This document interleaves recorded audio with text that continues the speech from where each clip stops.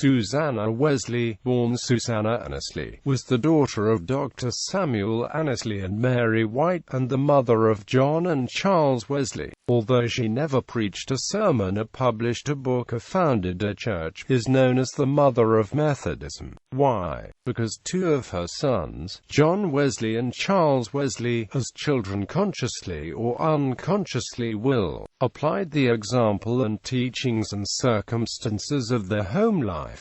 Quote, family. Susanna Wesley was the 25th of 25 children. Her father, Dr. Samuel Annesley, was a dissenter of the established Church of England. At the age of 13, Susanna stopped attending her father's church and joined the official Church of England. She and Samuel Wesley were married on the 11th of November 1688. Samuel was 26 and Susanna was 19. Susanna and Samuel Wesley had 19 children. 9 of her children died as infants. 4 of the children who died were twins. A maid accidentally smothered one child. At her death, only 8 of her children were still alive. Personal life. Susanna experienced many hardships throughout her life. Her husband left her and the children for over a year because of a minor dispute.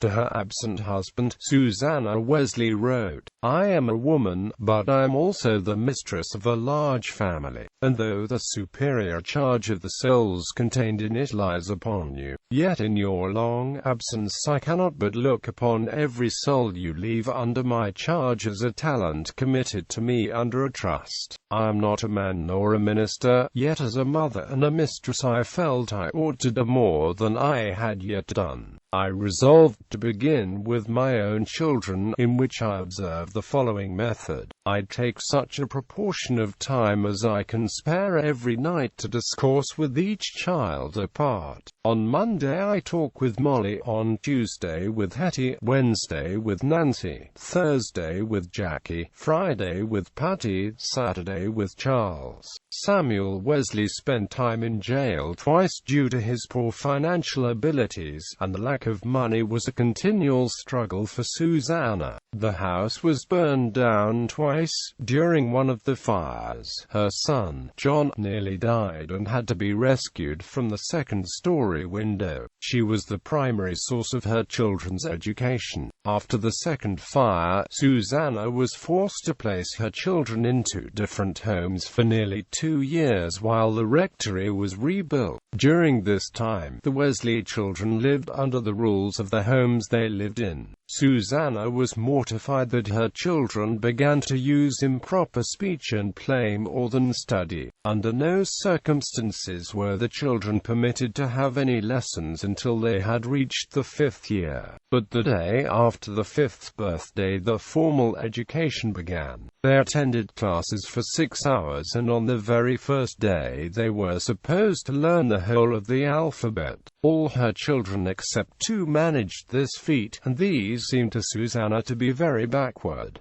The children got a good education. Daughters included. They all learned Latin and Greek and were well tutored in the classical studies that were traditional in England at the time. During a time when her husband was in London, defending a friend against charges of heresy, he had appointed a locum to bring the message. The man's sermons revolved solely around repaying debts. The lack of diverse spiritual teaching caused Susanna to assemble her children Sunday afternoon for family services. They would sing a psalm and then Susanna would read a sermon from either her husband's or father's sermon file followed by another psalm. The local people began to ask if they could attend. At one point there were over 200 people who would attend Susanna's Sunday afternoon service, while the Sunday morning service dwindled to nearly nothing. Wesley practiced daily devotions throughout her life, and in her reply to her son Charles's letter, she addressed her experience of the depravity of her human nature and the grace of God. The letter also shows that she has been fully awakened to the spiritual enjoyments for many years,